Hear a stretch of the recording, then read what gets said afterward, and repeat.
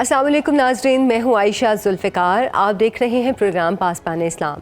नाज़रीन, high tech world में जंग किसी एक डोमेन या एक महाज पर नहीं लड़ी जाती, बल्कि हरीफ फ़ौजें एक ही वक्त में बड़ी बहरी फ़ज़ाई महाज़ों के साथ साथ साइबर, स्पेस, इलेक्ट्रॉनिक वॉरफेयर्स और इंफॉर्मेशन ऑपरेशंस की डोमेन्स में भी आमने सामने होती हैं। इस मल्टी डोमेन ऑपरेशन की कामयाबी एक कमान के तहत राब्ताकारी, फैसला साजी और फ़ौजी अमल दरामद से ही मुमकिन है। 29 नवंबर 2025 से पाकिस्तान की तीनों मुसल्लह अफ़वाज एक कमान के तहत आ चुकी हैं।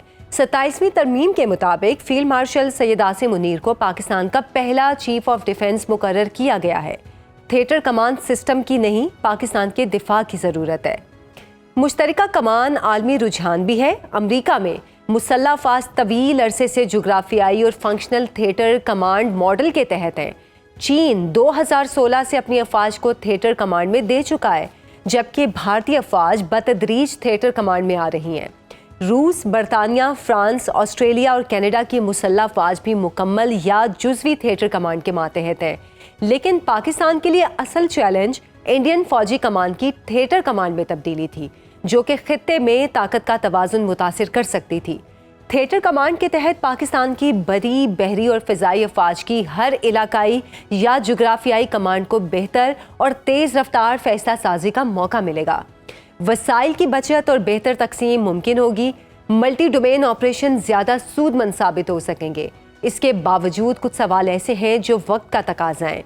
क्या national strategic command authority chief of defence के अंडर कंट्रोल होगी? जब सेकंड स्ट्राइक कैपेबिलिटी बहरी अफवाज के पास है, तो नेशनल स्ट्रेटजिक कमांड अथॉरिटी का सरबरा क्या नेवी से नहीं होना चाहिए? एक जानिब पाक फ़ज़ाइया का डिसेंट्रलाइज और फौरी फैसले का कल्चर, और दूसरी जानिब पाक आर्मी का सेंट्रलाइज कमांड सिस्टम, जो फैसलों पर अमल दरामद तक एक मुसलसल अमल के ज़रिए पहुँचता है। मुश्तरका फ़ौजी कमान इस फ़र्क को कैसे दूर करेगी? इस पे हम बात करेंगे। हमारे साथ मौजूद हैं lieutenant general retired Moin Haider साहब। बहुत शुक्रिया मोइन हैदर साहब आपके वक्त का। सर, पाकिस्तान की तीनों मुसल्लह अफवाज एक कमान के तहत चीफ ऑफ डिफेंस के अंडर आ गई। आप मुस्तकबिल में पाक अफवाज के स्ट्रक्चर का खद्दोखाल क्या देख रहे हैं? जी हाँ, दुनिया के बहुत से ममालिक में, अक्सर ममालिक में, अमेरिका है, यूके है, टर्की है, इन सब की यही सिस्टम है कि एक चीफ ऑफ डिफेंस स्टाफ होता है जो तीनों फोर्सेस के ऊपर होता है, और उसका काम joint planning, joint training, joint operations के प्लान बनाना, कोऑर्डिनेट करना, ये उसकी जिम्मेदारी होती है। तो इससे पहले जिस हेडक्वार्टर के पास जो था वो इतनी पावर नहीं थी एग्जेक्टिव जो इनके पास होंगी, तो उससे हम उम्मीद रखते हैं कि पाकिस्तान की तीनों आर्म फोर्सेस में कोऑर्डिनेशन बढ़ जाएगी और इनकी इफेक्टिवनेस बढ़ जाएगी आपस में जॉइंट कोलैबोरेशन के जरिए से। अच्छा, मुश्तरका कमान में नेवी और फ़ज़ाई अफवाज के सरबराहान का अमली किरदार कितना बाकी रहेगा? बिल्कुल बाकी रहेगा।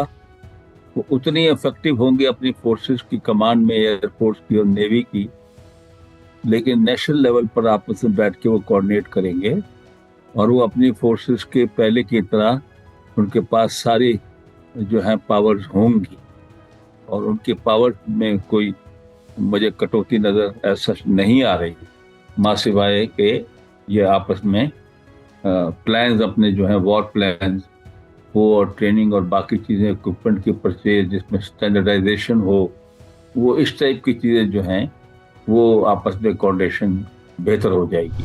अच्छा सर, अगर मुश्तरका फ़ौजी कमान में मज़ीद कुछ पेशरफ्त होती है तो क्या कुछ थिएटर कमांड्स तरतीब पाने का भी इम्कान है? और अगर ऐसा हुआ तो जोग्राफियाई लिहाज से और ख़तरात के एतबार से वसाइल के मुताबिक आप कितनी इलाकाई थिएटर कमांड्स तजवीज़ करेंगे? जी, ये तो मुझे अंदाज़ा नहीं है, लेकिन ये काफ़ी अरसे से मतलब कि ख्याल फ़ौज में चलता रहा है कि हिंदुस्तान की तरह हम भी नॉर्दर्न कमांड और वेस्टर्न कमांड और सदर्न कमांड और ईस्टर्न कमांड वगैरह वगैरह बनाएं। पाकिस्तान ने कुछ इसमें पेशरफ्त की थी कि उसने ईस्टर्न कमांड बनाई थी और उसने सदर्न कमांड बनाई है। अब बाकी भी मेरे ख्याल में वो नॉर्दर्न कमांड और सेंट्रल कमांड और फर्दर जो है जो रह गई हैं उसको बना लें और उसमें एयरफोर्स और नेवी को इंटीग्रेट कर लें, स्पेशली साउथ में नेवी को इंटीग्रेट कर लें। अच्छा, नेशनल स्ट्रेटजिक कमांड अथॉरिटी की सरबराही भी हाजिर सर्विस फौजी अफसर के पास होगी, کیا اتھارٹی چیف آف ڈیفنس کے ماتحت ہوگی؟ دیکھیے جو کمانڈ ہوگی نا وہ فوج کی ہوگی میرے خیال سے، جو مجھے نظر آتا ہے کہ ظاہر ہے کہ فوج نے زمینی ایکشن فوج نے لڑنا ہے اور ایئر فورس نے اس کو سپورٹ کرنی ہے، اور ایئر فورس نے پہلے ایئر سپیریورٹی قائم کرنی ہے، ایئر سپریمیسی قائم کرنی ہے، اور ایکشنز کچھ پہلے پریلیمنری اس قسم کے ہیں کہ ان کے ہوائی اڈوں پر یا ان کی ایسی میزائل سائٹ پر جو پاکستان کو نشانہ بنا سکتی ہیں، انیشیل فیز میں ایئر فورس اس کے لیے میرے خیال سے ان کا پلان ہوگا استعمال کرنے کی. لیکن ہر تھیٹر کے لیے ان کے ایک ڈیڈیکیٹڈ جو ہے یا ریزرو رکھا جائے گا ایئر فورس کے لوگ بھی، اور سدرن کمانڈ جو ہے ساؤتھ میں جہاں سمندر ہے پانی کا، وہاں نیوی کی کولابریشن بھی ساتھ ہی ان کے ہوگی اسی تھیٹر کے لیے اور اسی کمانڈ کے لیے. سر، پاکستان کے اسٹریٹجک اثاثوں سے متعلق سیکنڈ اسٹرائک نیوکلیئر کیپیبلٹی کی ذمہ داری تو پاکستان نیوی کے پاس ہے اور نیشنل اسٹریٹجک کمانڈ اتھارٹی کی سربراہی بری فوج کو دی جائے گی. ٹیکنیکلی اعتبار سے کیا یہ مناسب ہوگا؟ جی ہاں، وہ تو بالکل سب چیز چیف آف ڈیفنس کے تحت ہوگی، اوپر منسٹری آف ڈیفنس رہے گی، لیکن یہ جو ہے جو ایکٹیو کمانڈ ہے فورسز کی وہ چیف آف ڈیفنس کے نیچے آ جائے گی. اچھا، تینوں آرمڈ سروسز اس کے درمیان فوری اور تیز تر رابطے، اہم فیصلوں کا فوراً ترتیب دینے اور فیصلوں پر فوری عمل درآمد کرانا ایک چیلنج نہیں بن جائے گا؟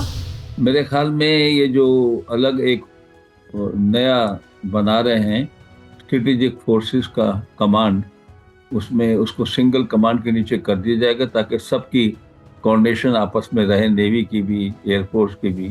کچھ ٹارگٹس ایئر فورس نے کرنے، کوئی نیوی نے کرنے، کوئی فوج نے کرنے. نیوی کے پاس بھی سیکنڈ اسٹرائک کیپیبلٹی ہے، میرے خیال میں آرمی کے پاس بھی یہ کیپیبلٹی شاید سیکنڈ اسٹرائک کی موجود ہے، تو اس کی بہتر کوآرڈینیشن ہوگی. اس کے لیے بھی ایک کمانڈر الگ ہو جائے گا اسٹریٹجک فورسز کا. اچھا سر، پاک فضائیہ کا ڈی سینٹرلائز اور فوری فیصلے کا کلچر اور دوسری جانب پاک آرمی کا سینٹرلائز کمانڈ سسٹم جو فیصلوں پر عمل درآمد کے لیے وقت لیتا ہے، کیا تیز رفتار رابطوں، فیصلوں اور فوری عمل درآمد کے لیے مسلح افواج کو مکمل ڈی سینٹرلائز کیا جائے گا؟ کیوں نہیں ممکن ہوگا، اور پلانس تو پہلے سے بنے ہوتے ہیں، اور جب لڑائی شروع ہوتی ہے تو پلانس کے دیکھتے ہیں اس میں کوئی تبدیلی کی ضرورت ہے تو تبدیلیاں کی جاتی ہیں پلانس کے اندر، اور یہ فلیکسیبلٹی موجود ہوتی ہے نیچے کمانڈ میں کہ وہ پلان میں کوئی جو تبدیلیاں مائنر ہیں، تو بہت میجر تبدیلی اسٹریٹجک تو جو ہوتی ہے وہ مشکل ہوتی ہے وقت کے وقت کرنا. اگر فورسز ایک سیکٹر کے اندر جو ہے وہ کنسنٹریٹڈ ہیں تو دوسرے بالکل دور کسی سیکٹر میں جانے میں ٹائم لگتا ہے. لیکن یہ جو تھیٹر کمانڈر ہوں گے یا کمانڈ کے جو ہوں گے انچارج، وہ یہ فلیکسیبلٹی استعمال اپنے لیول پہ کر سکیں گے. اچھا، آپریشن بنیان المرصوص سمیت حالیہ جنگیں زمین سے زیادہ فضا میں لڑی گئیں، اور ہم نے دیکھا بھی کہ جدید جنگوں میں فضائی افواج کا کردار مسلسل بڑھ رہا ہے. مستقبل میں پاک فضائیہ کا جنگی حکمت عملی کے حوالے سے کیا کردار دیکھ رہے ہیں آپ؟ دیکھیے، وہ کردار جو ہے ایئر فورس کا برقرار رہے گا کہ انیشل فیز میں ایئر فورس نے ہی ان کے جو ٹارگٹس پہ حملہ کرنا ہے، سرپرائز حملہ اگر کر سکیں تو. اور دوسری بات ہے ان کے جو اسٹریٹجک ٹارگٹس ہیں جو پاکستان کو نقصان پہنچا سکتے ہیں، آرمی کو، نیوی کو، تو ان ایسٹس کو نیوٹرلائز کیا جائے گا، جس میں ان کے ایئر ڈیفنس کے جس طرح S-400 ہے، ان کے ایئر پورٹس ہیں، ان کی میزائل سائٹس ہیں، ان کو نیوٹرلائز ظاہر ہے ایئر فورس نے کرنا ہے، یا یہ جو اسٹریٹجک فورس ہوگی ان کے میزائل کے ذریعے سے وہ نیوٹرلائز کی جائیں گی پہلے فیز کے اندر. تو اس میں ایئر فورس کا بہت بڑا رول رہے گا اس فیز میں، اور نیوی کا بھی رول رہے گا. فوج جو ہے وہ زمینی فوج جو آج کل نظر آ رہا ہے کہ وہ بہت کم جو ہے وہ انوالو ہو رہی ہے، اور فیصلہ جو ہے وہ انیشل فیز میں ایئر فورس کے ذریعے سے ہی کافی حد تک اچیو کر لیا جاتا ہے. لیکن ہمارا کشمیر فرنٹ جس طرح ہے تو وہاں پر ایئر فورس بہت اچھی طریقے سے استعمال پہاڑوں کی وجہ سے نہیں ہو سکتی، اور نیوی کا تو خیر وہاں رول نہیں ہے. تو ظاہر ہے وہ ساری ذمہ داری جو ہے کشمیر فرنٹ کی ان پہاڑوں میں لے کر بھیمبر تک وہ زمینی فوج کی ہی رہے گی، تو ان کو بھی अपने आप को बहुत तैयार रखना होगा। बहुत शुक्रिया आपके वक्त का। प्रोग्राम एक ब्रेक से वापस आएंगे, हमारे साथ रहिए। वेलकम बैक नाजरीन। 27 नवंबर के रोज़ वाशिंगटन में व्हाइट हाउस के सामने अफगान बाशिंदे की फायरिंग का वाक़या पेश आया। गिरफ्तार मुलजिम रहमानुल्लाह माजी में CIA के लिए काम करता रहा है और 2021 में जो बाइडन इंतज़ामिया के ऑपरेशन अलाइज वेलकम के तहत अमेरिका मुंतकिल किया गया था। सदर डोनाल्ड ट्रंप ने हालिया वाक़े के बाद बगैर क्लियरेंस अफगान बाशिंदों की अमेरिका मुंतकिली से मुतालिक जो बाइडन के प्रोग्राम की मजम्मत की और हज़ारों अफगान शहरियों को वापस भेजने का ऐलान भी किया। वाशिंगटन वाक़े के अगले ही रोज़ अफगान हुदूद से उड़ने वाले बमबार ड्रोन ने ताजिकिस्तान में चीनी इंजीनियर्स को निशाना बनाया। हमले में 3 चीनी इंजीनियर्स हलाक हो गए और अफगानिस्तान से बमबार ड्रोन किसने उड़ाया, इस पर सवाल भी खड़े किए। चीनी इंजीनियर्स को हदफ क्यों बनाया गया? रवां साल जून में इसराइल के लिए जासूसी करने के इल्ज़ाम में ईरान ने तेहरान से 700 गैर मुल्की तारकीन को गिरफ्तार किया, जिनमें बड़ी तादाद इंडियंस के बाद अफगान शहरियों की थी।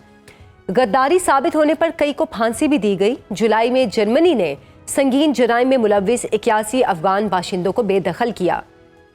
अक्टूबर में 20 यूरोपीय मुल्कों ने यूरोपीय कमीशन से गैर कानूनी मुकीम अफगान बाशिंदों को फौरी बेदखल करने का मुतालबा किया। UAE ने अमेरिका के बसाए हज़ारों अफगानियों को भी मुल्क से बेदखल कर दिया। सवाल ये है कि अफगानिस्तान और अफगान शहरी दुनिया के लिए ख़तरा क्यों बन रहे हैं? अफगान तालिबान हुकूमत आलमी धारे का हिस्सा बनकर अपने लोगों को मुफीद शहरी क्यों नहीं बना पा रही है? पे हम बात करेंगे। हमारे साथ मौजूद हैं एयर मार्शल आमिर मसूद साहब। बहुत शुक्रिया सर आपके वक्त का। सर, व्हाइट हाउस के करीब अफगान शहरी की फायरिंग और ताजिकिस्तान में अफगान हुदूद से उड़ने वाले ड्रोन हमले में चीनी इंजीनियर्स की हलाकत पाकिस्तान से अमेरिका तक अफगानिस्तान और अफगान अवाम आलमी अमन के लिए एक थ्रेट बन चुके हैं। अफगानिस्तान की इस मनफी ग्रेडिंग पर आप क्या तज्जिया करेंगे? देखिए जी, जो अफगानिस्तान की जो सोसाइटी है, अफगानिस्तान एक मुल्क के तौर पे तकरीबन 4 दहाइयों से ज़्यादा जंग का मैदान बना रहा है और अफगान की जो सोसाइटी है वो बिल्कुल बिखर चुकी है। मतलब जिसे कहते हैं ना, उसका फैब्रिक जो है वो तकरीबन तबाह हो चुका है और जितनी डेप्थ में और जितनी ज़्यादा उसको ये एक किस्म का नुकसान पहुंचा है, मेरा नहीं ख्याल कि हम में से भी कोई इस चीज़ का अंदाज़ा लगा सकता है और ना ही अफगानी खुद लगा सकते हैं, क्योंकि 4 दहाइयों पे मुहित, इतनी जंगो जदल, इतना नुकसान, इतना जनरेशन्स जो हैं उनकी 2 जो है वो आप समझे कि इसी जंग के अंदर खून रेजी करती रही हैं, तबाह हो चुकी हैं। उनकी एक सोसाइटी का स्ट्रक्चर ख़त्म हो चुका है, उनका एजुकेशन सिस्टम, हेल्थ सिस्टम, उनका इंफ्रास्ट्रक्चर ऑलमोस्ट ख़त्म हो चुका है पिछले 4-5 दहाइयों में, जब से रूस ने उन पे हमला किया और उनको ऑक्यूपाई किया और उसके बाद कंसिस्टेंटली कुछ ना कुछ होता रहा। तो मैं समझता हूँ कि सोसाइटी को वापस आने में बहुत टाइम लगेगा और वो भी तब होगा जबकि कोई ऐसी फंक्शनल हुकूमत आएगी जिसके अंदर वो कैपेसिटी हो, वो लीडरशिप हो जो कि इनको फ़ाल कर सके और इनको मॉडर्न वेज और मीन्स की तरफ लेके जा सके और मॉडर्न सोसाइटी की तरफ उभार सके और इनके अंदर वो तमाम अनासर आ सके, जिस तरह आप समझ लें कि ली कुआन यू ने सिंगापुर में किया था, या और जितने भी बड़े लीडर हैं जिन्होंने मॉडर्न सोसाइटी की बुनियाद रखी।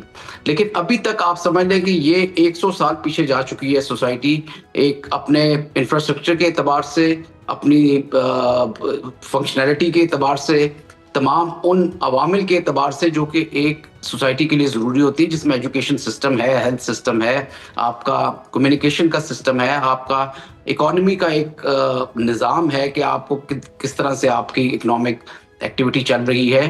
तो परहैप्स कोई ऐसी चीज़ है नहीं अफगानिस्तान में जो कि बहुत फंक्शनल हो, सिवाय इसके कि उनको हथियार का इस्तेमाल करना बहुत आता है। वो मर्सनरीज के तौर पे इस्तेमाल हो सकते हैं, केओस कर सकते हैं, वेक्शंस कर सकते हैं और जंगो जदल में उनकी महारत है जो कि वो गुरिल्ला टाइप वॉरफेयर लड़ सकते हैं अगेंस्ट किसी भी मुल्क के।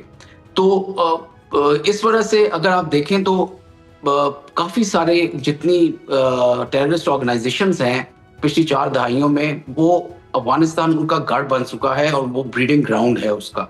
चाहे वो अलकायदा हो, चाहे वो BLA हो, चाहे वो TTP हो, ये तमाम जो हैं TTA के नीचे परवान चढ़ा रही हैं। जो तरीके तालिबान अफगानिस्तान है वो भी एक किस्म की उन्हीं की एक आप कह लें कि ऑर्गेनाइजेशन की एक्सटेंशन है और तमाम चीज़ें जो हो रही हैं वो उन्हीं की सरबराही में हो रही हैं। जितनी भी जंगो जदल हो रही है, जितनी भी टेररिज्म हो रही है, تو فنکشنلٹی نہیں ہے اور کسی طرح کی ہیومن ریسورس ڈیولپمنٹ نہیں ہے. میرا خیال میں یہ آخری ملک ہے ہیومن ڈیولپمنٹ ریسورس ڈیولپمنٹ کے اعتبار سے, اور اسی وجہ سے یہ ایک آپ سمجھ لیں کہ پوری دنیا کے لیے ایک تھریٹ بن چکا ہے افغانستان, اور انفارچونیٹلی پاکستان اس کا نیبر ہے, اور ایک بہت بڑا بارڈر جو ہے وہ پاکستان کے ساتھ لگتا ہے, جس کی وجہ سے we are suffering from the curse of geography.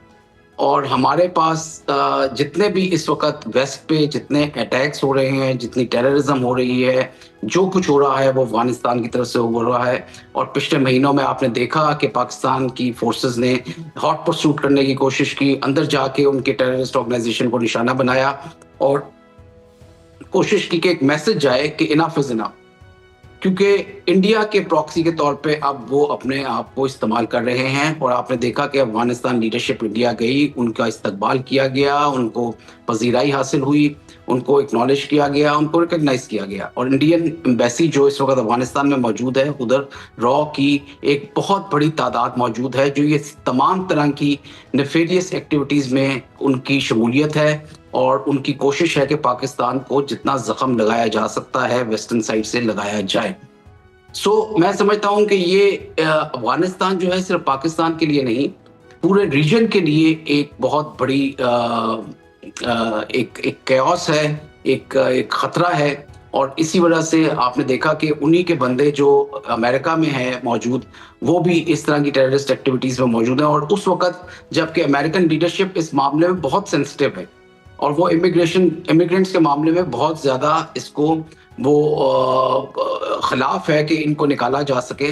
اور اب جا کے اگر اس طرح کا اٹیک ہوتا ہے ان کے نیشنل گارڈز پہ, تو ہماری بدقسمتی یہ ہے کہ پاکستان کو بہت عرصے تک افغانستان کے ساتھ ہائفن کیا گیا. اور آج آپ نے دیکھا ہوگا آج کی جو ایک لیٹسٹ خبر ہے جس میں فن لینڈ اپنی ایمبیسیز موو کر رہا ہے, اس میں پاکستان کو بھی شامل کر دیا ہے کہ ادھر سے نکل رہے ہیں. جبکہ پاکستان کی کوشش ہمیشہ یہ رہی ہے کہ افغانستان میں کسی حد تک اسٹیبلٹی آئے, اور ہماری جو ایک آپ کہہ لیں کہ غلطی رہی ہے وہ یہ کہ ہم نے ان کے 4.5 ملین سے زیادہ ریفیوجیز کو شیلٹر کیا, ان کو مہمان کے طور پہ رکھا. اور آج وہی لوگ ہمارے نہ صرف بارڈرز پہ بلکہ ہمارے شہروں کے اندر بھی ٹیررسٹ کی ایکٹیویٹیز میں شامل ہیں, اور پاکستان کو وہ ایک دشمن کی نگاہ سے دیکھتے ہیں. شاہد صاحب, عالمی میڈیا خبر دے رہا ہے کہ وائٹ ہاؤس کے قریب فائرنگ سے ہلاک ہونے والی خاتون کو ایک روز قبل اسرائیل میں گوگل کیا گیا تھا. جاننا چاہوں گی کیا یہ فائرنگ کا واقعہ کوئی سازش تھی یا یہ ملزم کے ذہنی خلل کی وجہ سے پیش آیا؟ دیکھیں جی, اس چیز کا تو کرنا بہت مشکل ہوتا ہے کہ اگر کوئی فالس فلیگ ایکٹیویٹی کرے, اور اسپیشلی اس کے کیا انٹینشنز ہیں, وہ کس طرح سے وہ دیکھنا چاہتا ہے. لیکن اس چیز کو رول آؤٹ بھی نہیں کیا جا سکتا. لیکن ابھی تک جو خبریں آئی ہیں, جو مصدقہ قسم کی خبریں ہیں, اس میں یہی ہے کہ ملزم جو تھا اس کا ذہنی طور پہ کچھ توازن ٹھیک نہیں تھا, اور اس وجہ سے اس نے یہ ایکٹیویٹی کی. اس کی جو ڈیٹیلز ہیں اس کا یہ پتہ لگانا کہ وہ ایک فالس فلیگ کے طور پہ کیا گیا, میرا خیال میں یہ قبل از وقت ہوگا. میں اس کے متعلق کچھ زیادہ نہیں کہہ سکوں. اچھا, صدر ٹرمپ نے افغان باشندوں کو عارضی تحفظ کا پروگرام ختم کر دیا ہے. اس طرح امریکہ 23واں ملک ہوگا جو افغانوں کو بے دخل کرے گا. نقص امن کی وجہ سے کسی ملک کے شہریوں کی 2 درجن ملکوں میں پابندی کو سفارتی سطح پر دنیا کیسے دیکھتی ہے؟ میں نے جس طرح ذکر کیا, دیکھیں افغانیوں نے, اگر آپ ایران کا جو جنگ تھی اس میں بھی اگر آپ دیکھیں تو اس میں بھی افغانی جو ہے وہ شامل تھے, اسپائی کے طور پہ وہ کام کر رہے تھے, اسرائیل کی سپورٹ کر رہے تھے. اور ادھر جو ہے افغانی اس طرح کی ایکٹیویٹی میں اگینسٹ ایران جو ہے ان کی شمولیت نظر آئی, جو کہ بعد میں ایران نے اس کی تصدیق بھی کی. اسی طرح پاکستان کے بارڈر پہ وہ یہ چیز کر رہے ہیں اور بڑے عرصے سے کر رہے ہیں. اور پاکستان کو جس طرح میں نے آپ کو کہا کہ وہ اپنا دشمن نمبر 1 سمجھتے ہیں, اور جتنی بھی میں نے کانفیڈنس بلڈنگ میئرز کیے ہیں اس میں افغانستان کے لوگوں کی یہی ایک اپنی پوزیشن رہی ہے. اور جس کی وجہ سے وہ آپ کرکٹ میچز دیکھ لیں یا باقی جگہوں پہ دیکھ لیں تو افغانیوں کا ہمارے ساتھ رویہ بہت ایک نیگیٹو ہے. اور اس میں انڈیا کا بھی ہاتھ ہے کہ انڈیا کے ساتھ وہ زیادہ اپنے تعلقات استوار کرتے ہیں, اور پاکستان جنہوں نے ان کو رکھا ہوا ہے, ان کی تعداد کو, ان کے ساتھ اس کو وہ دشمن سمجھتے ہیں.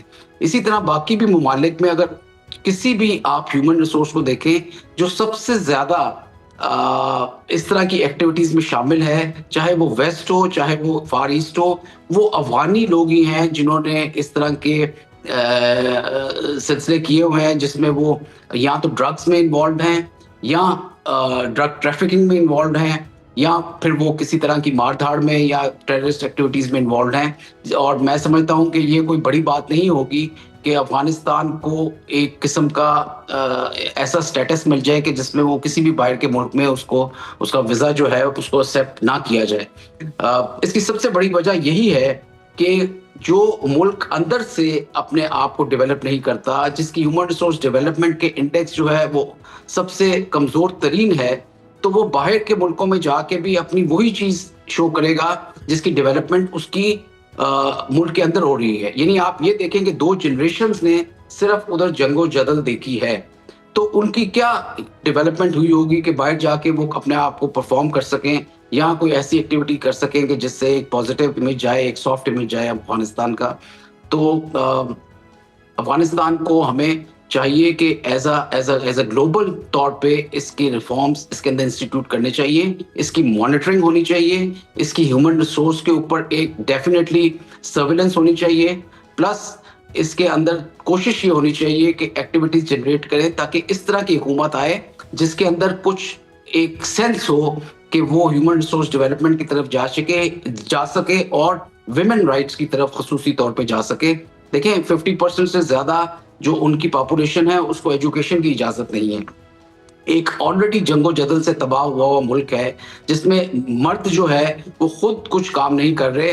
ادھر آپ عورتوں کو اگر دیکھیں تو ان کو ایجوکیشن کی اجازت نہیں ہے. آج سے 10 سال بعد یا 15-20 سال بعد اس ملک کا کیا بنے گا کہ جس کی پاپولیشن میں آپ 50% لوگوں کو بیسک ایجوکیشن کی اجازت نہیں دے رہے.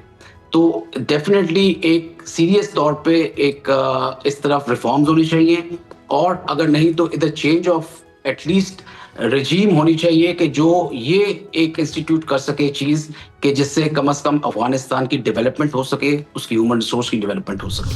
اچھا شاہد صاحب, افغان طالبان حکومت کی پالیسیاں اور ان کے نظریات خواتین پر پابندیوں نے افغانستان کو عالمی دھارے سے باہر رکھا ہوا ہے. کیا وجہ ہے کہ افغان طالبان حکومت عالمی دھارے کا حصہ بن کر اپنے لوگوں کو مفید شہری بنانے میں اب تک ناکام ہے؟ جی بیسیکلی اس کی وجہ صرف یہی ہے کہ وہ ہیومن ریسورس کی طرف ان کی توجہ ہے ہی نہیں. انہوں نے جب ان کو اس وقت یہ چیز کا نہیں پتا کہ ہیومن رائٹس ہوتے کیا ہیں, ویمن رائٹس کیا ہوتے ہیں, اور وہ بھی ریلیجن کو ایک ایکسٹریم لیول پہ لے کے جا چکے ہیں, اور ان کی ریلیجن کی انڈرسٹینڈنگ بھی وہ نہیں ہے جو کہ ہونی چاہیے, جو اسلام ہمیں سکھاتا ہے, بتاتا ہے, سمجھاتا ہے. اور میں سمجھتا ہوں وہ اسلام کی یا اپنے دین کی یا ریلیجن کی جو ہے اس میں کوئی بہتری نہیں کر رہے بلکہ اس کو نقصان پہنچا رہے ہیں. اس طرح کے عوامل سے کہ جی آپ میوزک نہیں سن سکتے تو آپ خواتین کو جو ہے وہ باہر نہیں نکال سکتے, اور بچیوں کو جو ہے وہ آپ ایجوکیشن نہیں دے سکتے, اور women can be part of no sort of functionality جو کہ گورنمنٹ کر رہی ہے, کسی قسم کی جابس امپلائمنٹ ان کو حاصل نہیں ہے. تو آپ پھر کیا حاصل کرنا چاہ رہے ہیں؟ آپ صرف جوانوں کو, جو لڑکے ہیں یا جو جوان لوگ ہیں یا جو مرد حضرات ہیں, ان کو صرف آپ نے بندوقیں پکڑائی ہیں اور وہ صرف لڑائی کے مہارت رکھتے ہیں. ان کے اندر کوئی انجینئرنگ کی یا اسٹیم جسے کہتے ہیں ٹیکنالوجی کی تو آپ نے کوئی ان کو تعلیم نہیں دی, ان کو اس میں آگے لے کر نہیں جا سکے, کوئی ذریعہ معاش نہیں دیا, کوئی روزگار ایسا نہیں دیا کہ جس سے وہ اکنامک ایکٹیویٹی جنریٹ کر سکیں افغانستان کے اندر, سوائے ڈرگ ٹریفکنگ کے, آرمز ٹریفکنگ کے, جنگ و جدل کے, ٹیررزم کے. ان کے علاوہ اور کون سی چیزیں ہیں جو کہ ذریعہ معاش ہے اس وقت افغانستان کے جوانوں کے لیے؟ اور یہی چیز تھریٹ ہے پاکستان کے لیے, اس ریجن کے لیے, اور اس میں سمجھتا ہوں گلوبلی ایک تھریٹ بن چکا ہے افغانستان. اور اس کی مانیٹرنگ ہونا, اس کی سرویلنس ہونا, اس کے اوپر ایک چیک اینڈ بیلنس ہونا بہت ضروری ہے. اور یہ جو اس وقت طالبان کی گورنمنٹ ہے TTA کی, جو کہ ایکسٹینشن ہے TTP کی, میں سمجھتا ہوں یہ ایک ہی تصویر کے 2 رخ ہیں, اور یہ ان کی ابیٹمنٹ میں پوری طرح شامل ہیں جو کچھ ہو رہا ہے آپ کے ویسٹرن بارڈر کی طرف. اور اسی وجہ سے جو دوحہ کا معاہدہ تھا وہ کسی کنکلوژن پہ نہیں پہنچ سکا, کیونکہ وہ اس چیز کو کنٹرول نہیں کر سکتے, کیونکہ وہ ان کا ایک TTA کا فائٹنگ آرم ہے جو TTP ہے, اور BLA بھی وہی ہے, اور اسی سے ان کی فنڈنگ ہوتی ہے جو انڈیا سے آتی ہے اور ان ممالک سے آتی ہے جو پاکستان کے بھی دشمن ہیں اور اس خطے میں امن نہیں چاہتے.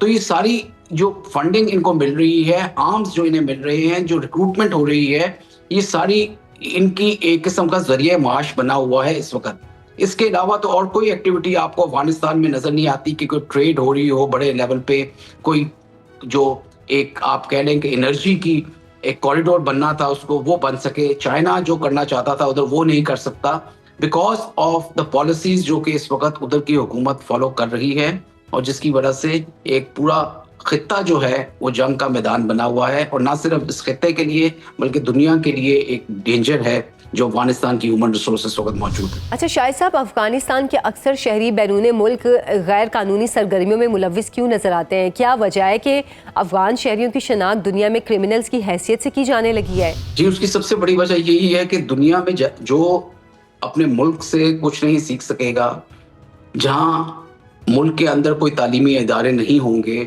جہاں ملک کے اندر کوئی ایسے انسٹیٹیوشنز نہیں ہوں گے جو کہ ہیومن ریسورس کی ڈیولپمنٹ کر سکیں اور ان کو بہتر انسان بنا سکیں, اور ان کی ٹوٹل گرومنگ جو پچھلے 40-50 سال میں ہے وہ جنگ و جدل کے اوپر ہوئی ہو, چھپنا اور پھر اٹیک کرنا, اور ویپنز کی ٹریڈ, ویپنز کی استعمال, ڈرگ کا استعمال, ڈرگ کی ٹریڈ, اسی میں ساری زندگی ان کی گزری ہو, غاروں میں, پہاڑوں پہ اور ان میدانوں میں جہاں پہ صرف وہ ٹیررسٹ ایکٹیویٹیز کرتے رہے ہیں. تو اس جنریشن نے تو اور کچھ نہیں دیکھا. اس نے کوئی ایسی آپ کہہ لیں کہ ایجوکیشن کے لحاظ سے, ٹیکنالوجی کے لحاظ سے, ٹیکنالوجی بھی اگر انہوں نے دیکھی ہے تو صرف جنگ کی دیکھی ہے کہ اس کو جی پی ایس کو کس طرح استعمال کرنا ہے دشمن کو نشانہ بنانے کے لیے, یا ویپنز کا کیا استعمال کرنا ہے. تو وہ جب بھی باہر جائے گا کسی ملک میں تو وہ وہی چیز کریں گے, وہ انہی چیز میں ایک ان کا کمفرٹ زون ہوگا اور اسی چیز کے لیے وہ استعمال ہوتے رہیں گے. تو یہی وجہ ہے کہ افغانستان کی ہیومن ریسورس جدھر بھی موجود ہے اس کی کوئی خاص ایک اس کی جو آئیڈینٹی ہے وہ بیسیکلی انہی چیزوں کی وجہ سے ہے, کوئی اور چیز نہیں ہے سوائے اس کے کہ ایک کرکٹ کا فیلڈ ہے جہاں پہ وہ کرکٹ میں ڈیفینیٹلی انہوں نے ایک بہتری حاصل کی ہے, اور وہ بھی پاکستان کی مدد سے. سب سے پہلے ان کے جو کوچ تھے, جو ان کے مینٹورز تھے, وہ پاکستانی تھے, اور انہوں نے اس کرکٹ ٹیم کو ڈیولپ کیا, اور آج وہی کرکٹ ٹیم جو ہے آپ کو آنکھیں دکھاتی ہے. تو یہ بدقسمتی ہے ان کی بھی اور ہمارے لیے بھی کہ ہم ان کے نیبرز ہیں اور ہم ان کے ساتھ ہمارا تعلق رہا ہے, اور اس وجہ سے ہمیں بھی نقصان زیادہ ہوا ہے, فائدہ کم ہوا. بہت شکریہ آپ کے وقت کا. پروگرام ایک بریک سے واپس آئیں گے, ہمارے ساتھ رہیے. پروگرام میں ایک بار پھر سے آپ کو خوش آمدید کہتی ہوں. ناظرین, دبئی ایئر شو کا 19واں ایونٹ اس حوالے سے پاکستان کے لیے یادگار رہا کہ ایئر شو کے دوران دوست ملک سے پاکستانی JF-17 جیٹ فائٹر کی خریداری کا معاہدہ طے پایا, اور پھر تازہ ترین اطلاعات یہ بھی ہیں کہ بنگلہ دیش نے بھارت سے فوجی تربیت کے پروگرام منسوخ کر کے اپنے پائلٹس کو پاکستان بھیجنے کا فیصلہ کیا ہے. عنقریب بنگلہ دیشی پائلٹس JF-17 بلاک 3 کی ٹریننگ لینے پاکستان آ رہے ہیں. بنگلہ دیشی فوجی حکام نے 54 سال بعد ہونے والی اس پیش رفت کو اسٹریٹجک ضرورت قرار دیا ہے. کیا واقعی بنگلہ دیش خلیج بنگال کو اپنی وراثت ثابت کرنے کے لیے پرعزم ہے؟ اور کیا پاکستان اور بنگلہ دیش مل کر خلیج بنگال کی اسٹریٹجک گہرائی کو انڈیا کے لیے گہری کھائی بنا دینا چاہتے ہیں؟ اور سب سے اہم سوال, کیا پاکستان افغانستان کے ذریعے دہشت گردی کی صورت انڈیا کی پراکسی وار کا جواب بنگلہ دیش میں مضبوط فوجی چیلنج کے طور پر دینا چاہتا ہے؟ اس پر بات کریں گے. ہمارے ساتھ موجود ہیں ریٹائرڈ ایئر کوموڈور خالد چشتی صاحب. بہت شکریہ خالد صاحب آپ کے وقت کا. دبئی ایئر شو سے خبر آئی ہے کہ دوست ملک کے ساتھ پاکستانی JF-17 بلاک 3 کی خریداری کا معاہدہ ہوا ہے, اور اب خبر یہ بھی ہے کہ بنگلہ دیشی پائلٹ JF-17 کی ٹریننگ لینے پاکستان آ رہے ہیں. تو یہاں پر سوال یہ پیدا ہو رہا ہے کہ کیا بنگلہ دیش ہی وہ دوست ملک ہے جو JF-17 خرید رہا ہے؟ اس پر آپ کے پاس کیا معلومات ہیں؟ جی بہت شکریہ عائشہ, آپ نے انوائٹ کیا. دیکھیے بہت سارے لوگ یہ باتیں کر رہے ہیں لیکن پاک فضائی نے فارملی تو ابھی اناؤنس نہیں کیا, لیکن یہ میں کنفرم کر سکتا ہوں کہ دنیا میں بہت سارے ملک اور خاص طور پر جو ریجنل ملک ہیں وہ JF-17 تھنڈر خریدنے میں دلچسپی رکھتے ہیں, اور یہ بات چیت بہت پہلے سے چل رہی ہے.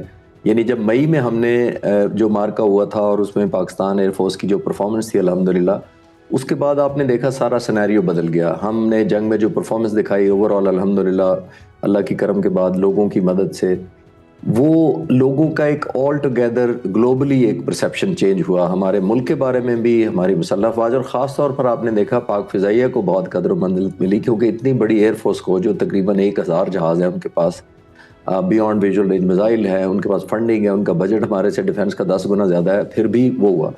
उसका फ़ायदा या एज एन एडवांटेज हमें ये मिला कि दुनिया ने हमें एक रेलिवेंट गिना। सबसे इम्पॉर्टेंट ये ज़हन में हमें रखनी चाहिए कि जब फाइटर जहाज़ कोई मुल्क ख़रीदने का फ़ैसला कैसे करता है। देखिए, फ़ैसला ऐसे होता है कि पहले उनको इनपुट मिलती है, उसका डाटा मिलता है, उसकी इन्फॉर्मेशन ली जाती है जो पब्लिकली अवेलेबल होती है। उसके बाद उसको वैल्यूएट करके दुनिया में कोई भी मुल्क को वो कंपेयर करता है दूसरों से, फिर उसकी कॉस्ट इफेक्टिवनेस देखी जाती है, कितना महंगा होगा, किसकी परफॉर्मेंस कितनी अच्छी है। फिर एक मोस्ट इंपॉर्टेंट चीज़ होती है रिलायबिलिटी देखना, कि यानी फाइटर जहाज़, क्योंकि आपको सबको अंदाज़ा है कि ये टेक्नोलॉजी इंटेंस होता है, इसमें इलेक्ट्रॉनिक्स होती है, कंप्यूटर्स होते हैं, बहुत सारे कंपोनेंट्स ऐसे होते हैं जो अपग्रेडेशन मांगते हैं, जो रिपेयर मांगते हैं, मेंटेनेंस मांगते हैं और continued supply of spare parts मांगते हैं। तो जब कोई दुनिया में जहाज़ खरीदता है तो वो ये दो चीज़ें, एक तो ओवरऑल इवैल्यूएशन देखता है, फिर नंबर 2 मैंने जैसे कहा कि रिलायबिलिटी देखता है कि जिस मुल्क से खरीद रहे हैं वो रिलायबल है, और तीसरा और मोस्ट इम्पॉर्टेंट वो फैक्टर होता है कि ये जहाज़ किस तरह परफॉर्म कर चुका है माजी में। यानी ये पीस टाइम में सिर्फ कोई इसने ऑपरेशंस किए हैं कोई ऐसे, या ये वॉर टाइम या कॉम्बैट कम्युनिकेशन कर चुका है। मैं कंपेयर करता जाता हूँ। पाक फ़िज़ाइया का जो JF-17 थंडर है, ये देखिए फरवरी 2019 में जब अभिनंदन का वाक़या था उसमें भी ये कॉम्बैट में शामिल था उस मिशन में। JF-17 थंडर अल्हम्दुलिल्लाह पिछले 40 सालों में हिंदुस्तान ने तेजास सिर्फ 40 बनाए, हमने 30 सालों में 200 JF-17 थंडर बनाए जो एक्टिव हिस्सा ले रहे हैं।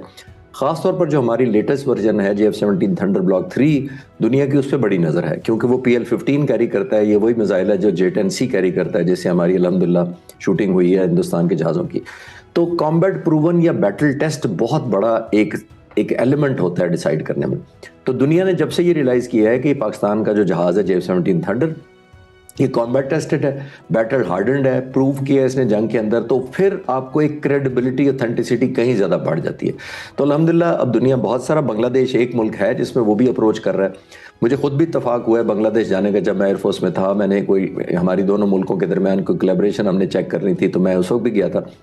एक बात मैं बताता चलूँ कि बांग्लादेशी लोग और सर्विसेज में बड़ा एहतराम है पहले भी, लेकिन 16 साल क्योंकि हसीना वाजिद की हुकूमत आ गई, फिर वो प्रो इंडिया थी, तो फिर हमारे थोड़ी सी दूरियां बढ़ गई, लेकिन इंशाल्लाह ताला कुर्बतें भी आएंगी और coming back to it, formally तो नहीं लेकिन बहुत सारे मुल्क इंक्लूडिंग बांग्लादेश पाक फ़िज़ाई के साथ डेफिनेटली इंगेज भी हैं और वो इसको आगे लेके चलना चाहते हैं प्रोजेक्ट। अच्छा खालिद शीशी साहब, बांग्लादेशी फ़ौजी हुकाम ने अपने पायलट्स की पाकिस्तान में ट्रेनिंग को स्ट्रेटेजिक ज़रूरत करार दिया है। इस मामले में आप क्या देख रहे हैं कि बांग्लादेशी फ़ौजी हुकाम की स्टेटमेंट में कितनी गहराई है और इसका असर क्या है? देखिए, ये बहुत बड़ी, हिंदुस्तान ने 15-16 साल एक एडवांटेज उनके अपने पास थी उनके, कि हिंदुस्तान की अलायंस जो बांग्लादेश के साथ थी, एक कंफर्ट लेवल बहुत था, और वो ये भी ध्यान में रखिएगा कि उसको एंटी पाकिस्तान इमोशंस या फीलिंग में कन्वर्ट करता है, जबकि पाकिस्तान का कभी ऐसा नहीं रहा, क्योंकि अगर हमारी किसी से दोस्ती होती है तो हम उसको एक्सप्लॉइट या टर्न नहीं करते अगेंस्ट इंडिया। यहाँ पे आप अजीब सा सिनेरियो था कि एक मुल्क ऐसा है जो कभी हमारा हिस्सा था, ज़ाहिर है वो अलहदा हुआ, कुछ हमारी गलतियों से, कुछ उनके, ज़ाहिर है इंस्पिरेशन डिफरेंट थी। तो ये सारे मिलाकर हिंदुस्तान ने बहुत अरसा एक कैप किए रखा उनकी सोच को, उनके ख्यालात को, और उसको बढ़ने इस तरह नहीं दिया। लेकिन लोगों में ऐसी कोई फीलिंग नहीं थी। मैं ढाका में गया था, मैं लोगों से मिलता था, लोग बहुत पॉजिटिव थे पाकिस्तान के बारे में ओवरऑल, और ये मानते थे कि हमने, ज़ाहिर है वेस्ट पाकिस्तान ने भी गलतियाँ की हैं, उनका भी कोई डिफरेंट थॉट्स प्रोसेस हो गया। एनीवे, दूसरा मैं ये कहना चाह रहा हूँ कि हिंदुस्तान ने एक बहुत बड़ा वैक्यूम फिल किया हुआ था कि कोई और मुल्क बांग्लादेश के करीब नहीं आता था इतने अरसे में, मिलिट्री हार्डवेयर में, इकोनॉमिक टाइज में, ट्रेड में, बायलैटरल रिलेशंस में। तो अब ये पहली दफ़ा बांग्लादेश के लोग जागे हैं, अपनी जो सप्रेशन थी हुकूमत की उससे निकले हैं। तो एक बहुत बड़ी अपॉर्चुनिटी हमारी है, हमें वैल्यू ऐड करनी चाहिए, कन्वर्ट करना चाहिए अपने एडवांटेज को, और जितना हम अपने एडवांटेज को कन्वर्ट करेंगे उतनी ही जगह या स्पेस हम इंडिया से लेंगे बुनियादी तौर पर। तो ये एक अच्छी मूव है, एक गॉड गिवन अपॉर्चुनिटी है जिसको बेस्ट एक्सप्लॉइट या मैनिपुलाइज ज़रूर करना चाहिए। अच्छा सर, बांग्लादेश ने भारत से मुआहिदा मनसूख करके अपने पायलट्स की पाकिस्तान में तरबियत का प्रोग्राम तय किया है। यकीनी तौर पर यह भारत के लिए काफ़ी बड़ा धचका भी होगा। आपके ख्याल में भारत पाकिस्तान और बांग्लादेश के बढ़ते ताल्लुकात को किस तरह देख रहा है और वो इसे कैसे काउंटर करने की कोशिश करेगा? देखिए आयशा, हमारा मुल्क जो है कोई ऐसा डिज़ाइन नहीं चाहता कि हम कोई ऐसा अलाइंस पैदा करें, ऐसी दोस्ती पैदा करें मुल्कों के, ऐसे मुल्कों को जो नेबरहुड में हिंदुस्तान के, उनको उभारें कि वो हमारे साथ कोई अलाइंस करें ताकि हम इंडिया को कॉर्नर कर सकें। देखिए, किसी भी मुल्क का एक प्रो इंडिया ना होना बस हमें बहुत बड़ा एडवांटेज है। जो बांग्लादेश था वो प्रो इंडिया हो गया हुआ था, ऑलमोस्ट हमारी उतनी गुडविल नहीं थी जितनी इंडिया की थी वहां पर, मोस्टली पॉलिटिकल लीडरशिप के लेवल पे। ये मैं लोगों का नहीं कह रहा। एक बात, मैंने अभी एक डॉक्यूमेंट्री डाली है एक तेजास के क्रैश के ऊपर अपने YouTube चैनल खालिद चिश्ती पर, तो वहाँ आप हैरान होंगे कि इतनी ज़्यादा एडमिरेशन बांग्लादेश के मुझे कमेंट्स में आई है। यानी वो अप्रिशिएट कर रहे हैं कि हम पाकिस्तान एयरफोर्स को बड़ा रिगार्ड करते हैं, हम पाकिस्तान को इमेज को बहुत एक बड़ा प्लेस करते हैं, ये न्यू फाउंड एक हमारी फ्रेंडशिप है। यानी मैं उनके कमेंट्स पढ़ के बड़ा खुश हो रहा था। मैं ये कहना चाह रहा हूँ कि लोगों में कोई ऐसी हेट, नफरत या कोई दूरियां नहीं थी, पॉलिटिकल लीडरशिप ने कैप किया हुआ था। वो अल्हम्दुलिल्लाह वो दूर होता जा रहा है। जो डस्ट एक हमारे दरमियान एक आ गई थी वो इंडिया की फैक्टर की वजह से, और इंडिया को ज़ाहिर है अनकंफर्टेबल सिचुएशन हो चुकी है। और इंडिया को सिर्फ हमारे से नहीं हुई, इंडिया रिलेटिवली कम रेलेवेंट हो गया है मई के बाद से। खास तौर पे आप देखें ग्लोबली अब उस तरह रेलेवेंट नहीं रहा। पहले रशिया के साथ बहुत क्लोज था, अब रशिया हमें कह रहा है अफगानिस्तान से मुज़ाकरात में मैं आपकी हेल्प कर देता हूँ। अमेरिका का देख लिया, और ख़ास तौर पर अमेरिकन प्रेसिडेंट का आपने रवैया देख लिया हिंदुस्तान से कैसे तब्दील हुआ है। तो ये बहुत मल्टी डिमेंशनल किस्म की लेवल ऑफ जो कहते हैं ना रेलेवेंस, वो डाउनग्रेड हुई है हिंदुस्तान की। तो उसी में उसको ये बांग्लादेश का झटका लगा है। दूसरे मुल्क भी आपने नोट किया आहिस्ता आहिस्ता इस रीजन में जो रहते हैं वो डिपेंडेंसी कम करना चाहते हैं हिंदुस्तान पर, बिकॉज हिंदुस्तान ये अनफॉर्चुनेटली हावी होना चाहता है। जब आपके साथ दोस्ती है तो वो चाहता है किसी और से ना, और खास तौर पर पाकिस्तान से तो बिल्कुल ना हो। हमने ऐसा कभी किसी मुल्क को नहीं कहा कि अगर हमारे साथ दोस्ती है तो आप इंडिया के साथ आगे। सऊदी अरब की मिसाल ले लें, मैं कहा 2.8 मिलियन लोग सऊदी अरब में काम करते हैं, डिफेंस एग्रीमेंट हमारे साथ हुआ है। हमने तो नहीं सऊदी अरब को कहा कि सारे इंडियंस को निकाल दें। तो ये होता है लिव एंड लेट लिव वाला। एक डिप्लोमेटिक रिलेशन अपनी जगह है, पॉलिटिकल अपनी जगह है, लोगों की अपनी जगह है। उसको एज अ बार्गेनिंग या ब्लैकमेल टूल के तौर पे यूज नहीं करना चाहिए। वो हिंदुस्तान करता है, इसलिए उसको ज्यादा ये बात महसूस हो रही है, बिकॉज उसको आदत थी या उसने ओवर ए पीरियड टाइम ये ट्रैक रिकॉर्ड उसका था कि हम कामयाबी से कनेक्ट कर पाते हैं। जिस मुल्क के साथ हम करते हैं तो इसका मतलब है पाकिस्तान को डिनाई कर देते हैं वहां से, इसलिए उनको शायद महसूस ज्यादा हो रहा है। खालिद साहब, जुलाई इनकलाब के बाद बांग्लादेश का भारत से रवैया एकदम तब्दील हुआ है। बांग्लादेश खुद को भारत के सामने एक फौजी चैलेंज के तौर पर पेश कर रहा है। इस गैर मामूली जुर्रतमंदाना रवैये की आखिर वजह क्या है? ये उसी का शाखसाना है जो मैं थोड़ी देर पहले पिछले सवाल के जवाब में अर्ज कर रहा था। मैं ये कह रहा था कि क्योंकि हिंदुस्तान को ये आदत पड़ी हुई थी, या वो जिसको कहते हैं ना वो यूज्ड टू था इस तरह के बिहेवियर पे, सबसर्विएंट जिस मुल्क के साथ वो ट्रेड करता था, भूटान हो, नेपाल हो, श्रीलंका हो, इवन बांग्लादेश भी 16 साल तक ऐसा ही था कि वो समझता था कि मेरी मर्जी के बगैर इस रीजन में कुछ हो नहीं। एक पाकिस्तान वाहिद एक मुल्क था जो स्टैंड लेता था। ये जो आप एयर बेसिस की बात कर रहे हैं, जाहिर है एक बांग्लादेश में एक सेंस ऑफ अवेयरनेस आई है, एक सेंस ऑफ प्राइड आया है, एक सेंस ऑफ आइसोलेशन से जो निकलना चाहते हैं वो आई है कि हम क्यों आइसोलेट हुए हुए हैं सिर्फ हिंदुस्तान का स्टैम्प करके हम। तो ये जो डेवलपमेंट आप देख रहे हैं, ये जो 7 स्टेट वाली बात है, ये उसी की कड़ी है कि बांग्लादेश चाहता है कि अब कोलैबोरेशन करें। हमारे पास्ट में बांग्लादेश के ऑफिसर्स को हम यहाँ से ट्रेन करते जाते थे, बांग्लादेश के ऑफिसर्स यहाँ आते थे। मैं खुद इंस्ट्रक्टर रहा हूँ रिसालपुर एकेडमी में, हम ट्रेनिंग देते रहे बांग्लादेश के कैडेट्स को, फ्लाइंग की ट्रेनिंग देते रहे, बाद में एडवांस स्टाफ कॉलेजेस वगैरह में हम ट्रेन करते रहे।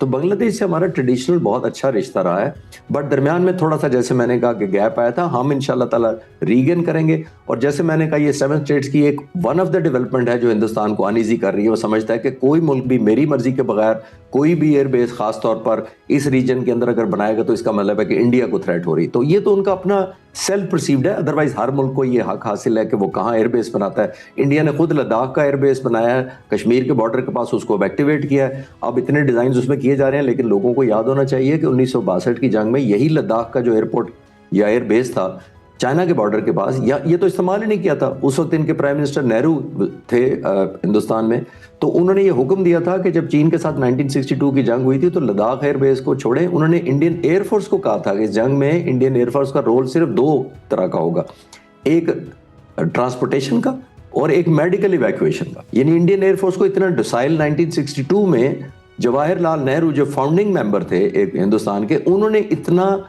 डाउन प्ले किया था अपनी एयरफोर्स को 1962 में कि इस तरह के रोल उस वक्त दिए थे जब चाइना के साथ। तो एयर बेसिस से कुछ नहीं होता, लोगों पे आपने गुडविल और प्यार मोहब्बत लोगों से बढ़ाना होता है। जब लोग आपकी तरफ होते हैं तो हुकूमतें खुद ही बाद में प्रेशर में आ जाती हैं, जैसे बांग्लादेश का केस हुआ। अच्छा सर, क्या बांग्लादेश पाकिस्तान और चीन की मदद से भारतीय चीरा दस्तियों का मुकाबला करने का फैसला कर चुका है? इस सिलसिले में सिलीगुड़ी से जुड़ी जो 7 सिस्टर्स इंडियन स्टेट्स और इसके करीब एयरबेस है वो अहमियत इख्तियार कर चुके हैं। آپ کیا کہیں گے اس پہ؟ نہیں دیکھیے یہ آن گوئنگ چیز ہے, یہ ڈیجیٹل نہیں ہوتا کہ جنگ چھیڑی یا بند کر دی یا پھر شروع کر دی. دیکھیے یہ آن گوئنگ ہمیں الرٹ رہنا پڑے گا. یہ ہمیں پتہ ہونا چاہیے کہ جب مئی کے مہینے میں ہندوستان کو اپنے وار آبجیکٹیو نہیں اچیو ہوئے تو وہ نیکسٹ کیا آپشن کرے گا. دیکھیں یہ پولیٹیکلی موٹیویٹڈ کامبیٹ کے دن تھے مئی والے. کیوں؟ ہم سب نے دیکھ لیا کہ ان کی ایئر فورس تیار نہیں تھی, ان کے ایئر وائس چیف نے ریزائن کر دیا یا ان کو ریزائن کروا دیا گیا. ان کے ایئر چیف بعد پہلے یا بعد میں آتے رہے, وہ مایوس لگتے ہیں پالیسیوں سے, آپ کے سامنے ہے. فروری میں انہوں نے کہا, جنوری میں انہوں نے کہا تھا, 9 جنوری کو ایک اوپن میڈیا اسی سال کہا تھا کہ مجھے جہاز نہیں ملتے میں ریلیونٹ رہ سکوں. بعد میں اس نے کہا ہندوستان ایروناٹیکل کمپنی جس نے تیجاز بنایا تھا مجھے اس پر اعتبار ہی نہیں ہے. تو یہ ایک ابھی مئی میں آتے ہیں جب پولیٹیکلی موٹیویٹڈ اس طرح کی چیزیں ہوتی ہیں تو پھر وہ لوگوں کو وار ٹرافی دکھانی ہوتی ہے اگر آپ مئی میں ہار جاتے ہیں. ہندوستان کا کیا ہوا جب آپ نے خود وار مانگرنگ کا ماحول بنایا, ایک ایسی احجان خیزی پیدا کی لوگوں کے ذہنوں میں کہ جیسے ہم پاکستان کو سبق سکھا دیں گے, یہ کر دیں گے, وہ کر دیں گے. اب 1.4 بلین لوگ ہیں آپ کے, 140 کروڑ لوگ ہیں. آپ جب اس طرح کی وار مانگرنگ کریں گے تو آپ نے پھر لوگوں کو دینا ہوتا ہے کہ اچھا پاکستان پر ہم نے حملہ کیا تو وار ٹرافی کہاں ہے. جب وار ٹرافی نہیں ہوتی تو پھر وہ یہی والی ویسٹرن بارڈر یا افغانستان کے طالبان کے ساتھ مل کے یا کسی اور جگہ ہمیں اسٹریچ کر کے وہ یہ اسٹریٹجی اپنانا چاہیں گے کہ ہمیں ڈیلیوٹ کیا جائے, اکنامکلی بھی ملیٹریلی بھی. لیکن یہ ہمیں ہر وقت الرٹ رہنا پڑے گا. یہ نہیں ہوتا کہ آپ ایک دفعہ الرٹ رہیں کچھ عرصے کے وہ ٹل جاتا ہے. خطرہ ٹلتا نہیں ہے, اور ظاہر ہے آپ کا جو دشمن یا حریف ہوتا ہے وہ ایک اسٹریٹجی نہیں چلتا, وہ ایک ٹائم بار نہیں ہوتا کہ اتنے عرصے کے بعد ہم یہ بند کر دیں گے. وہ ایک کنٹینیوس ایفرٹ کرتا ہے, آپ نے کنٹینیوس الرٹ پر رہنا ہوتا ہے. اچھا خالد صاحب, کیا خلیج بنگال میں بنگلہ دیش کے متحرک فوجی کردار کے پس پردہ پاک چین اسٹریٹجک انٹرسٹ ہے جو خطے میں چھوٹے ملکوں کو ساتھ ملا کر مستقبل میں کسی فوجی اتحاد کی شکل اختیار کر سکتا ہے؟ جی دیکھیے وہی میں جیسے پہلے کہا کہ ہمارے کوئی ڈیزائن نہیں ہے ملٹری کے, ہمارے کبھی بھی نہیں رہے. بلکہ میں تو اکثر لوگوں کو کہتا ہوں کہ یہ جو ہماری فورسز ہیں یہ ایسٹ ورڈ فورس ہے, یہ ایسٹ ورڈ ٹلٹڈ ہماری تیاری ہوتی ہے. انڈیا اسپیسیفک ہم اپنے وار پلانز کرتے ہیں, ہم اپنی فورس گول رکھتے ہیں انڈیا اسپیسیفک. ہم ویسٹ جو طالبان سائڈ ہے اس کے لیے تیاری نہیں کرتے. یہ نہیں میں کہہ رہا کہ ہم کر نہیں سکتے آپریشن, لیکن ہم کیونکہ ایک ایسا ملک ہے جس کے ہیجمونک ڈیزائن نہیں ہے, ہم کوئی ریجنل سٹیبلٹی میں ایسا نہیں کہہ رہے کہ ہمارے بغیر نہیں ہوتی. آلدو دنیا نے ہمیں مان لیا کہ ہمارے بغیر ریجنل سٹیبلٹی ہو نہیں سکتی, لیکن ہم بائی ڈیزائن نہیں کرتے کہ اوفینس لانچ کریں تاکہ دوسرے ملکوں کو سبق سکھائیں, ہم امپورٹنس گین کریں اور لوگ ہمیں ریگارڈ کریں کہ ہم بہت بڑے پلیئر ہیں یہاں پہ. اسی طرح میں یہ عرض کر رہا ہوں کہ بنگلہ دیش اور چائنا اور پاکستان جس ایریا کا آپ ذکر کر رہے ہیں, ہر موومنٹ جو کوئی بھی 2 یا 3 ملک مل کرنا چاہے وہ ہندوستان خود انسیکیور ہو جاتا ہے. ہم یہ ڈیزائن تو نہیں کریں گے اگر اس انڈین اوشن کے اندر کوئی ایکسرسائزز ہو رہی ہیں اس کا مطلب ہے انڈیا کے خلاف ہے. ایک بانڈیج جاتی ہے, ایک ٹرسٹ جاتا ہے, ایک کمفرٹ لیول بڑھتا ہے اور اعتماد بڑھتا ہے ایک دوسرے ملکوں پر. ہم تو یہیں تک کریں گے. جیسے میں نے کہا ہم پہلے بھی ایکسرسائزز کرتے رہے ہیں, ہم پہلے بھی ٹریننگ دیتے رہے بنگلہ دیشی لوگوں کو. ان کے یہاں پہلے جب 60s میں 70s میں ہم نے جب یہ ہم ایک ملک تھے تو ظاہر ایک تھا, جب 70 میں علیحدہ اس کے بعد بھی ہم نے ان کو F-6 جہاز دیے تھے, گفٹ کیے تھے, بلکہ ہمارے پائلٹ جا کے ٹرین کرتے رہے تھے. ہسٹری بڑی لمبی ہے, لیکن میں کہنا یہ چاہ رہا ہوں کہ بنیادی طور پر جب بھی 2 یا 3 ملک کنورج کرتے ہیں تو جو ملک اس طرح کے ڈیزائن رکھتا ہو وہی انکمفرٹیبل ہوتا ہے. اگر آپ ڈیزائن نہیں رکھتے تو ہم نے کوئی اٹیک تو نہیں نا 3 ملکوں نے کر دینا یا 4 ملکوں نے حملہ کر دینا ہندوستان کے اوپر. ان کو عادت ایسی تھی کہ ان کی مرضی سے ریجنل کے ملک چلتے تھے, ان کی مرضی سے ایکسپینڈ کرتے تھے, ملٹری ہارڈ ویئر ان سے اپنا خریدتے تھے, انڈیا سے زیادہ خریدتے تھے. تو یہ ایک ان کو واپس وڈرا کرنی پڑ رہی ہے. ملک جو ہے انڈیپینڈنس, خاص طور پہ بنگلہ دیش اپنی پوزیشن کو ری گین کر رہا ہے. اس کو اپنی زمین کو ری گین کرنا کہتے ہیں. جو لاسٹ گراؤنڈ تھا ان کو واپس لے رہے ہیں. وہ ظاہر ہے ہندوستان کو پسند نہیں آئے گا, وہ تو سمجھتے تھے ہمارے جیب کی گھڑی ہے, جب مرضی ہم نکالیں, جب مرضی جیب میں رکھ دیں. تو یہ اس طرح کی فیلنگ تھی, اس لیے ان کو انسیکیورٹی ہونی بھی نہیں چاہیے. ہم ریجنل جس سے بھی کریں گے, ہم مڈل ایسٹ کے ساتھ بہت ساری ایکسرسائز کرتے ہیں. ابھی ہم نے انڈس شیلڈ پاک فضائیہ نے کی تھی 2024 میں, 26 ملک آئے تھے. تو ہم نے کسی اور ملک کے خلاف تو ڈیزائن نہیں کی تھی. میں خود وہاں تھا آپریشنل بیسس پر, میں نے پورا دن گزارا تھا. وہ ڈیزائن میں کہیں ہم یہ نہیں کہہ رہے تھے کہ ہم مل کر کوئی حملہ آور ہو جائیں گے. ہم نے اپنی گڈ ول ڈیولپ کی تھی, اپنے جہازوں کا ایگزیبٹ کیا تھا, اپنے پائلٹس کی ٹریننگ دکھائی تھی کہ ہمارے یہ اسٹینڈرڈ ہے. تو دنیا اس طرح چلتی ہے کہ دنیا میں ایک ریلیونس آپ نے رکھنی ہوتی ہے, دنیا کو ایک پورے اعتماد پارٹنر کے طور پہ ثابت کرنا ہوتا ہے, اور ایک ٹرسٹڈ فرینڈ کے طور پہ آپ نے اسٹیبلش کرنی ہوتی ہے اپنی کریڈیبلٹی. بہت شکریہ. ایئر کوموڈور ریٹائرڈ خالد چشتی صاحب ہمارے ساتھ موجود تھے. آج کے پروگرام سے اتنا ہی, مجھے اجازت دیں. اللہ حافظ.